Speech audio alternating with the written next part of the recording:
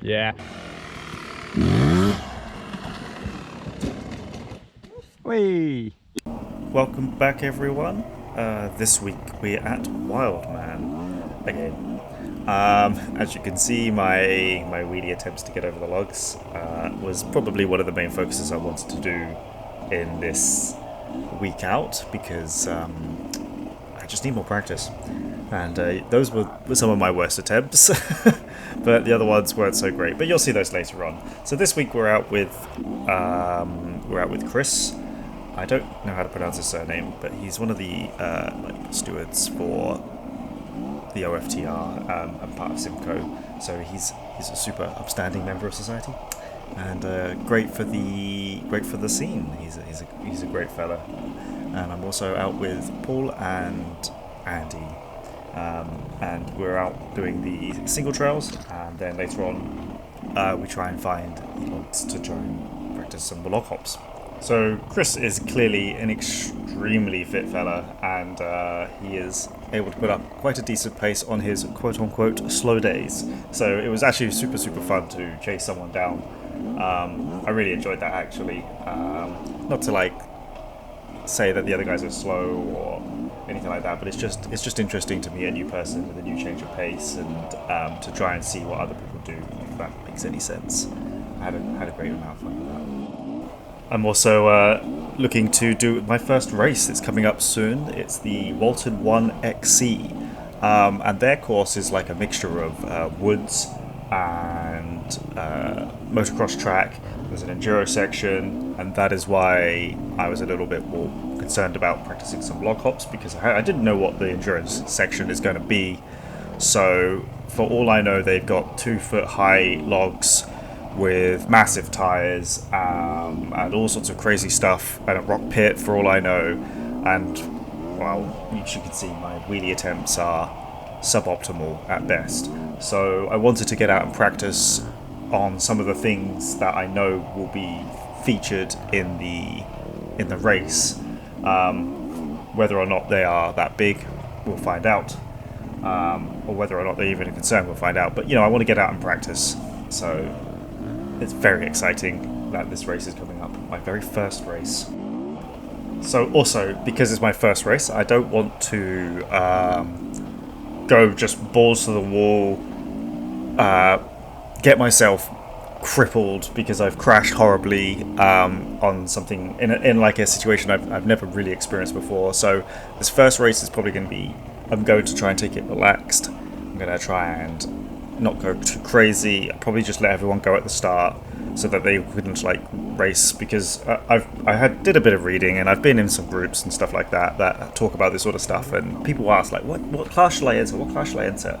And a lot of the racing, some of the racing groups I'm in, they say, honestly, it doesn't matter if you enter the novice C or the intermediate B or whatever. The top runners of these classes, they all can run within similar-ish sort of times to each other. They're all as quick as each other. It's just more like in the novice classes, there's a lot more beginner people.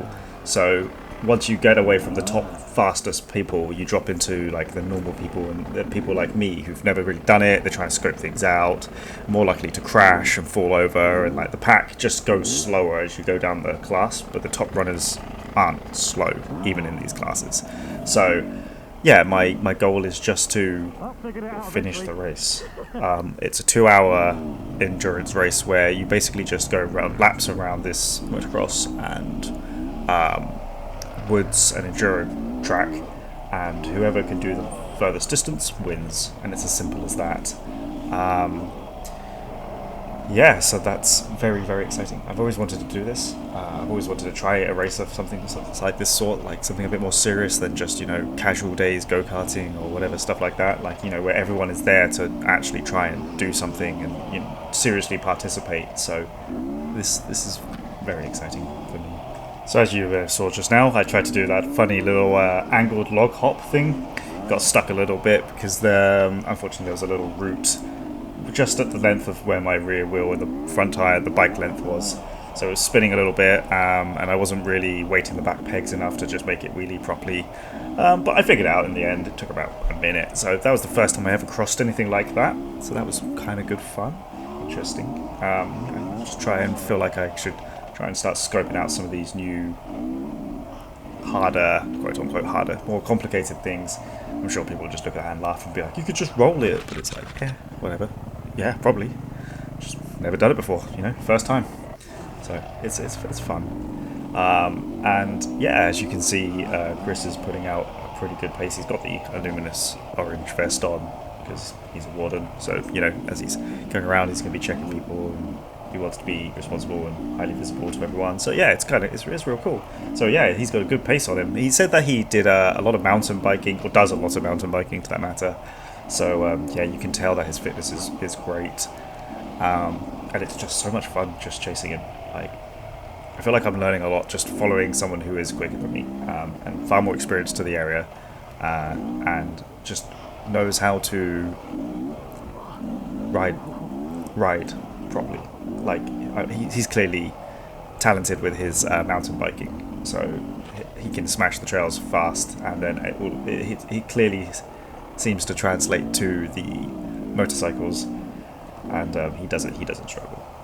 Another thing is that he says that he runs mooses in his front and back because he was getting a bit sick of punctures, and I think that's where he goes to a lot harder locations. Some of the ones I want to try and check out later in the year, and yeah, the rocks there and stuff like that just eventually cause punctures in the tubes. So I'm thinking, like, well, I have tubes right now, so I'm just going to keep going and using them until I just basically use them all up. And then perhaps I'll switch over to the moose. And for people who are watching who don't know what mooses are, they're like foam inserts into the tires, and they have a sort of set pressure. So as obviously we're trying to always run as low pressure as possible, because the lower pressure we get, the more the tire flattens as it touches the ground, which means more of the knobble bits of the tire dig into the ground, which means you get more traction, which is great, of course.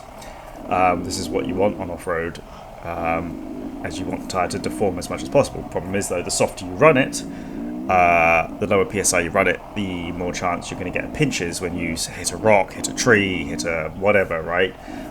If it's soft and spongy, the tyre's going to deform, and the rim is going to just pinch the tube against the rock. You got a flat tyre, now you're fucked.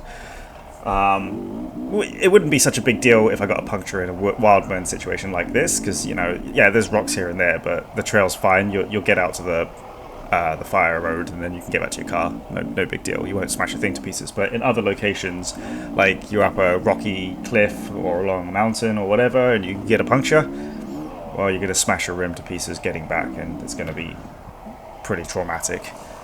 To say the very least. You have great traction as long as the rim lock holds, but you're going to damage your rims, and that's not so great. So anyway, he's got mooses, but the problem is the mooses are quite expensive, because like you pick up a ultra heavy tube at like 4mm for like $40. Yeah. Get a heavy tube for 30. That sort of cost. But you're looking at moose, and those are like peaking in the 200 per front and back each, so that's a lot of money. But the thing is, it being a foam insert, it doesn't matter. You can crush it as much as you want. You're never going to get a puncture, so you can hit rocks as hard as possible. They have like a set PSI. I think like you just buy them in the firmness you're looking for. So on the trails I run about 14 PSI, and maybe I can go lower, but I run about that sort of range for now. But then the moose comes in at like 6, so you get way better traction. But they have other downsides, like you can't use them on the road. It's just they'll just overheat and then melt, and you have to change them. Eventually they wear out, and also the cost, of course, is staggering. So we just saw Andy do his biggest log hop. Yeah, good job, dude. And like over the day, the trails were very difficult for him. He's never tried anything as difficult as this before, so it was all a new experience to him. And yeah, him and Paul did great today. Paul got a nice gnarly bruise. So yeah, so next 2 weeks from this, I'll be doing the Walton 1 XC. So yeah, hopefully it goes alright. Hopefully I don't get injured. That's the main goal. Finish. Don't get it. Did not finish. Finish the race. Don't get hurt. That's all I gotta do.